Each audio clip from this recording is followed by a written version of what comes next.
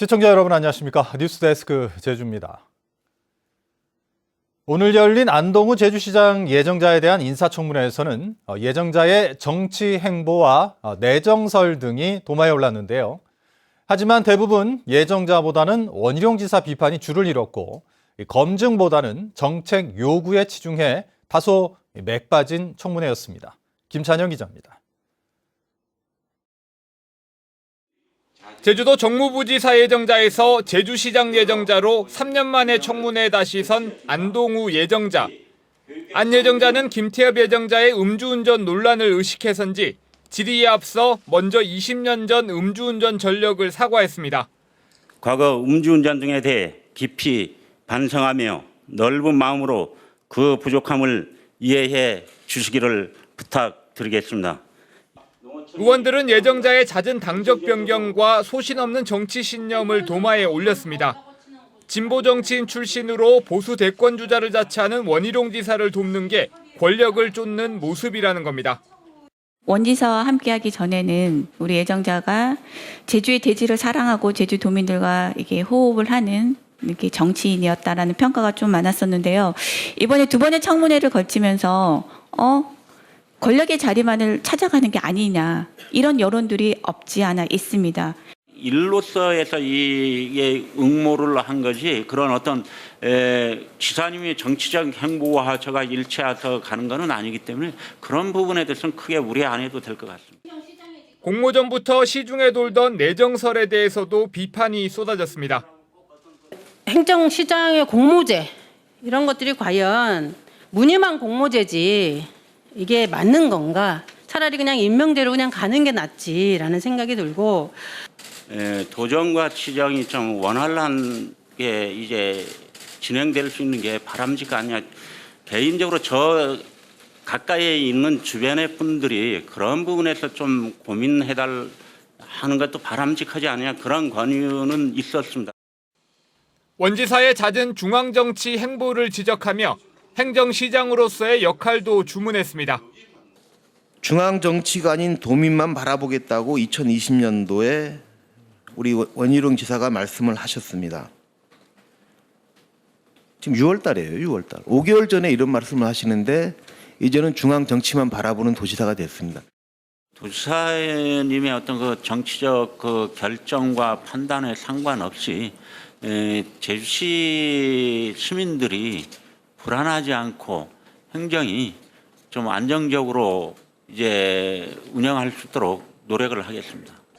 인사청문 특위는 오는 29일 김태엽 서귀포시장 예정자에 대한 청문회를 끝낸 뒤 한꺼번에 적격 여부를 판단할 예정인 가운데 안 예정자의 청문회는 날카로운 검증보다는 정책을 주문하는 간담회 수준에 그쳤다는 평가입니다. MBC 뉴스 김찬년입니다.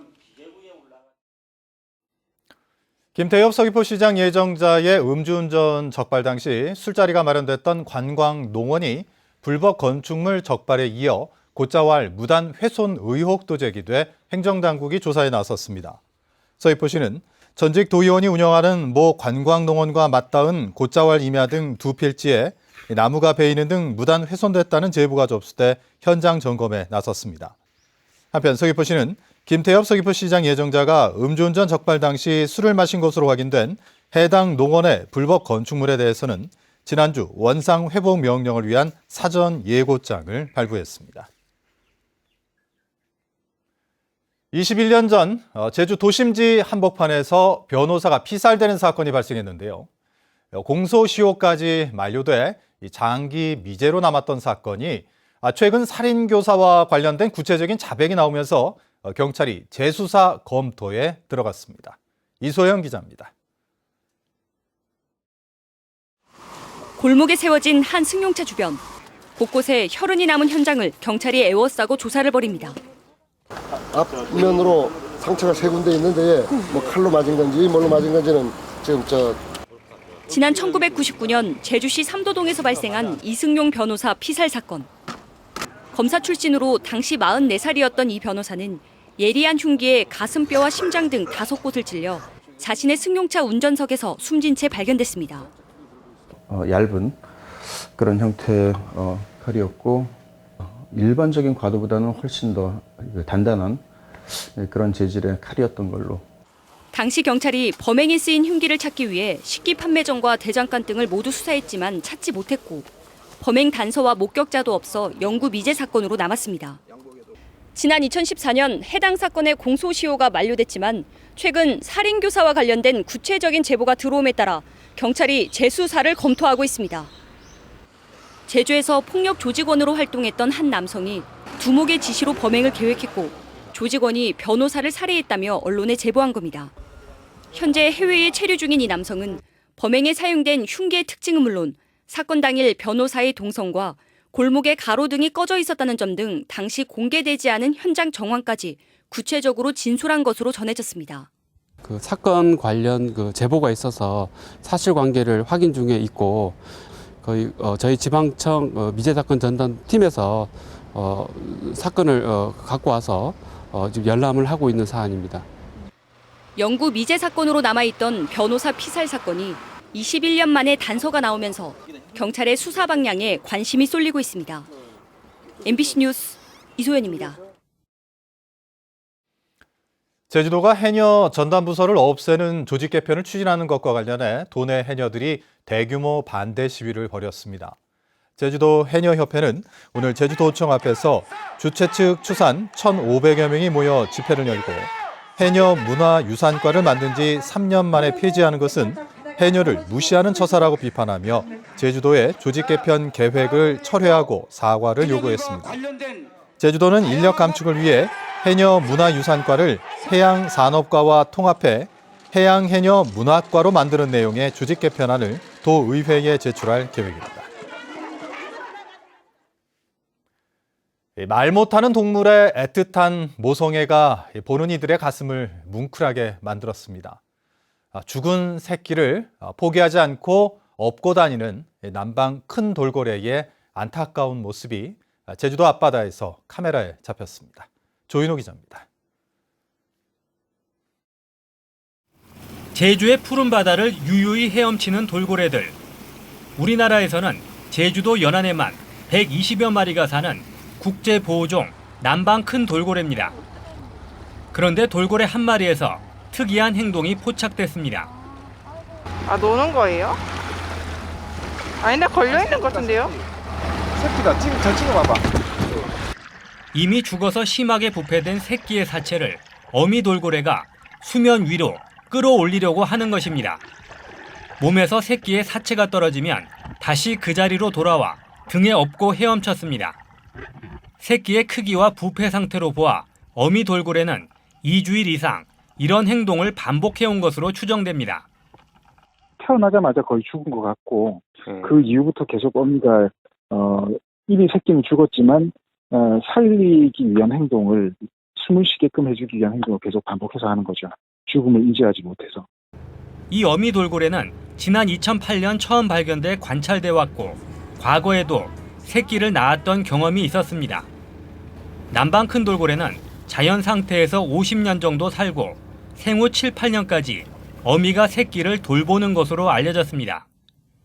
지능이 높고 사람을 잘 따르다 보니 한때 돌고래쇼에 동원돼 논란을 빚었다 자연으로 방류됐고 천연기념물과 보호구역 지정이 추진되고 있습니다. MBC 뉴스 조인호입니다.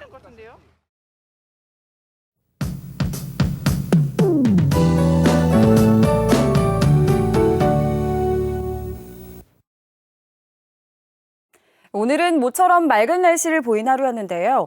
내일은 장마 전선이 북상하면서 또 비가 오겠습니다. 비는 내일 아침 남부부터 시작해 전 지역으로 확대되겠는데요. 예상되는 비양은 20에서 60mm, 특히 내일 오후부터 밤사이 산지와 남부에는 시간당 10에서 20mm 이상의 강한 비가 쏟아지겠습니다. 이번 비는 일요일인 모레 새벽까지 이어지다가 오후에 대부분 그치겠는데요. 하지만 비는 잠시 소강 상태를 보였다가 월요일부터 다시 비가 내려 화요일까지 이어지겠습니다. 주말 동안 기온은 평년보다 높겠는데요. 습도도 높아 후텁지근하겠습니다. 다음은 자세한 지역별 내일 날씨입니다.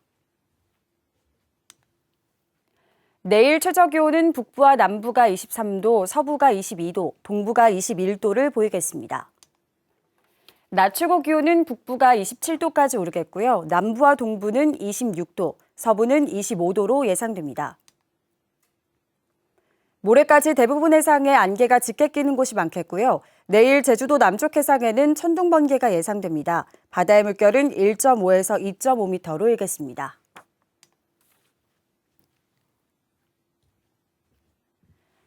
주간 날씨입니다. 다음 주는 수요일에 맑은 날씨를 보이다가 금요일부터 다시 비가 내리겠습니다. 날씨였습니다. 코로나19에 따른 각급 학교의 수업 운영 방식이 일선학교 자율로 결정됩니다. 제주도교육청은 학생 수가 많은 32개 과대 학교의 경우 6월 한 달 동안 격주 등교 수업을 진행했지만 다음 달 6일부터는 학교 자율적으로 등교 수업 운영 방안을 결정하도록 일선학교에 통보했습니다. 교육당국은 일선학교에서 학부모 의견을 수렴해 등교 수업 운영 방안을 자율적으로 시행하지만 거리 두기 등 학교 방역 지침은 유지된다고 밝혔습니다. 이상으로 뉴스데스크 제주를 마칩니다. 시청해주신 여러분 고맙습니다.